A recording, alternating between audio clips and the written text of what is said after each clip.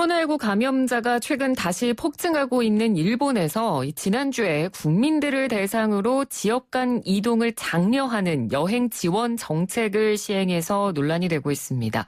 게다가 이 G7 국가 가운데는 또 일본이 유일하게 외국인 영주권자에 대한 재입국 제한 조치도 여전히 유지를 하고 있죠. 자, 오늘은 최근 코로나19 감염자가 폭증하고 있는 일본 현재 분위기가 어떤지를 좀 현지를 연결해서 좀 들어보도록 하겠습니다. 일본 도쿄 YTN 글로벌 센터 박진환 리포터 전화 연결돼 있습니다. 리포터님 안녕하세요. 예, 안녕하세요. 박진환입니다. 예, 이 도쿄에서 코로나19 확진자가 20일 넘게 매일 100명씩 넘게 나오고 있다 이런 소식이 들리다가 어제 보니까 어제 하루 일본 전국 확진자가 1000명을 넘었다고 들었거든요. 지금까지 예. 이 확진자 사망자 현황이 구체적으로 어떻게 되나요? 예, 지금 말씀하신 것처럼요. 도쿄를 중심으로 해가지고 굉장히 많이 늘어나고 있고요. 어제 네. 하루 도쿄에서는 250명의 확진자가 나와서 21일 연속으로 지금 100명이 넘고 있습니다. 그래서 도쿄만 해도 뭐 12,000명 정도의 확진자가 나와 있고요. 그 사망하신 분들도 328명으로 굉장히 수치가 높습니다. 그래서 전국적으로 보면요. 지금 현재 34,220명의 확진자가 나와 있고 사망자도 어느새 1000명이 넘어서 1019명인데요. 지금 말씀하시는 것처럼 어제 전국의 그 확진자가 1264명으로 계산이 됐거든요. 이 숫자는 그 2월부터 시작해서 일본에서 하루에 나온 확진자 수 중에 최대 숫자이기 때문에 어제 좀 일본 사회에서는 충격이 굉장히 컸습니다. 예, 그렇군요. 그러니까 지금 이제 7월 들어서 상황이 이렇게 좀 악화가 되다 보니까 일본 정부가 최근에 방안을 내놓은 것이 지방자치단체 지사들이 지표에 근거해서 대응할 수 있도록 하겠다. 이런 방안이 나온 걸로 알고 있거든요. 이게 구체적으로 어떤 내용인가요? 예, 사실은 저희도 여러 가지 취재를 하고 있지만 아직까지 구체적인 내용이 알려져 있지 않은 상태고요. 사실 오늘 전문가 회의가 있습니다. 관련해서. 네. 그 전문가 회의가 있고요. 그리고 내일 아마 구체적인 방안들이 발표가 될 거라고 생각하고 있는데, 얼마 전에 일본에서 긴급 사태 선포라고 해가지고요. 확진자가 늘어나고 3월, 4월쯤에 긴급사태 선포를 하면서 음식점이나 술집 등의 영업시간을 10시까지 제한한다거나 그런 조치들이 있었는데요. 네. 그런 일부 조치를 정부 차원에서 하는 게 아니라 지방자치단체의 판단으로 할 수 있게끔 하는 그런 조치들이 나올 것 같고요. 네. 근데 가장 큰 문제는 뭐냐면 아직까지 변한 게 없지만 정부 차원의 종합적인 대책이 전혀 나와 있지 않기 때문에 결과적으로는 지방자치단체의 책임을 떠넘기는 것 같은 그런 대책이 또 나올 수 있기 때문에요. 굉장히 비판이 높아지고 있고요. 네. 그런 의미에서는 정부를 보고 있는 게 아니라 각 지방자치단체들이요 독자적으로 PCR 검사를 늘린다거나 아니면 병원의 병실수를 늘린다거나 독자적으로 지금 움직이고 있는 상태이기 때문에 대부분의 지방자치단체들이 더 이상 정부만을 볼 수는 없다라는 이런 비판의 여론들이 굉장히 높아지고 있습니다. 네, 그러니까 지난 4월에 한창 이제 코로나19 상황이 심각해졌을 당시에 일본이 이제 긴급 사태를 한번 선포를 한 적이 있었는데, 그러니까 그 긴급 사태를 다시는 또 이제 중앙정부 차원에서는 하지 않겠다는 의지가 어느 정도 좀 깔려 있다고 봐야 되겠네요. 예, 이렇게 취재나 여러 가지 얘기를 들어보면요. 정부 관계자들은 다시 긴급사태 선포를 할 생각은 전혀 없는 것 같고요. 그런 의미에서는 전국적으로 하면은 경제적인 피해나 그런 것들이 굉장히 크고 지금 일본의 아베 정권은 경제를 중심으로 해서 성립돼 있는 정권이기도 하거든요. 그래서 경제가 큰 타격을 입으면 지지율이나 여러 가지 정치적으로 피해들이 많기 때문에 긴급사태 선포를 전국적으로 다시 선포할 가능성은 굉장히 희박하고요. 그런 의미에서는 확진자들이 굉장히 늘어나고 있는 지방자치단체별로 판단을 해서 지방자치단체에 국한해서 이제 그런 긴급사태 선포와 같은 그런 것들을 하려고 지금 하고 있는 것 같습니다. 예, 알겠습니다. 그리고 이 G7 국가 가운데 일본이 유일하게 지금 유지하고 있는 제한 조치가 있는데, 그러니까 외국인 영주권자, 그러니까 일본의 생활 기반을 두고 있는 외국인에 대한 재입국을 여전히 제한을 두고 있잖아요. 이 부분에 대해서 국제적인 비난 여론도 좀 높은 상황인데 일본 내부에서는 이 제한 조치를 여전히 유지하고 있는 부분에 대해서 어떻게 여론이 보고 있습니까? 솔직히 말씀드리면 국내의 여론은요 별로 그 사실 자체를 모르시는 분들이 굉장히 많고요. 그렇군요. 그래서 일본 언론들을 통해서 6월 달이나 7월 초쯤에 이렇게 몇 건이 이렇게 보도가 되긴 했었거든요. 예. 근데 전체적으로 일본 사회 전체가 뭐 그 외국인 차별 아니냐, 그런 이동의 자유를 제한하는 거 아니냐는 비판 여론들이 많은 것들은 아니고요. 일부 언론들에서 그런 얘기가 나오고 있기 때문에 그거를 계기로 해가지고 이제 사회적으로 좀 비판들이 좀 나오기 시작했어요. 그래서 그런 의미에서 이제 일본 정부가 약간 정책을 바꾸려고 하고는 있거든요. 네. 그래서 일본 같은 경우는 출입국 제한을 하기 전에 출국을 했던 그 장기 체류 비자나 영주권을 갖고 있는 분들의 재입국조차도 지금 금지를 시키고 있기 때문에 네. 그 일본 쪽에 있는 일본의 그 장기 비자나 영주권을 갖고 계신 분들은 대부분 일본의 생활 터전에 있고 가족분들도 일본에 있기 때문에 어떻게 보면 생이별 상태거든요. 그래서 그렇죠. 그런 의미에서는 인권 문제 측면에서 최근 들어서 굉장히 비판 여론이 높아지고 있기 때문에 일본 정부가 움직이고 있습니다. 그래서 오늘 발표를 보면요, 아마 8월 2일부터 3일부터 출입국 제한을 하기 전에 출국했던 그 비자를 갖고 계신 분들은 다시 재입국을 허용하겠다라는 그 발표가 있을 것 같고요. 네네. 근데 가장 큰 문제는 뭐냐면 이렇게 재입국할 때 지금 그 세계적으로 그 외국인이나 아니면 공항에서 출입국을 금지하는 이유는 그 확진자들을 줄이기 위한 건데 네. 사실은 일본 계속 보도가 나오지만 PCR 검사의 능력이 굉장히 떨어지고 있거든요. 근데 공항에서의 PCR 검사 능력이 더 떨어져요. 그래서 한국의 그 교섭도 사실은 지금 하고 있는데 한국 뭐 비즈니스맨이나 유학생들의 재입국이나 출입국을 허용하자라는 그런 논의들이 있는데요. 그 논의에 참가하신 분들 얘기를 들어보면 일본 정부가 솔직히 얘기하면 우리가 PCR 검사의 능력이 없기 때문에 쉽게 그 출입국을 확대할 수가 없다라고 솔직히 이렇게 말을 하는 걸 들었거든요. 그렇기 때문에 단순히 뭐 외국인 문제, 인권 문제, 그 외국인 차별 문제가 아니라 현실적으로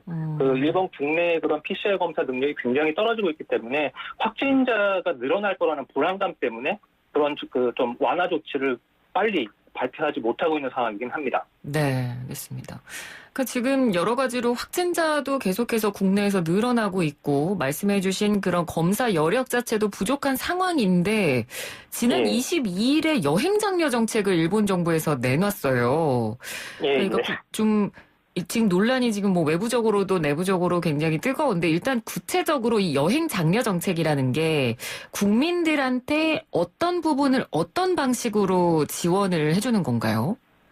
예, 사실은 언론에 계신 분들이나 여행사를 하시는 분들도 이해하기 굉장히 어려운 제도라고 좀 불만들이 굉장히 많은데요. 이렇게 설명을 봐도 간단하게 쉽게 이해를 못하는데 이렇게 간단하게 말씀을 드리면요, 먼저 여행사나 여행 사이트를 통해서 예약한 여행에 대해서만 여행만이 대상이 되고 있고요. 네. 여행 예를 들어서 뭐 여행 금액의 최대 50%를 환불해주는 제도입니다. 그래서 예를 들어서 1인 1박을 했을 경우에 최대 2만 엔까지 지원을 받을 수 있고요. 뭐 당일치기로 그 여행을 갔다 올 경우엔 1만 엔, 그러니까 10,000엔 정도를 받을 수 있는 그런 제도죠. 그러니까 여행 경비의 반 정도를 정부가 지원해 주겠다라는 제도입니다. 그럼 실제로 이 정책 발표된 이후에 관광객이 많이 늘었나요? 아직까지 정확한 수치가 나오지 않아가지고요.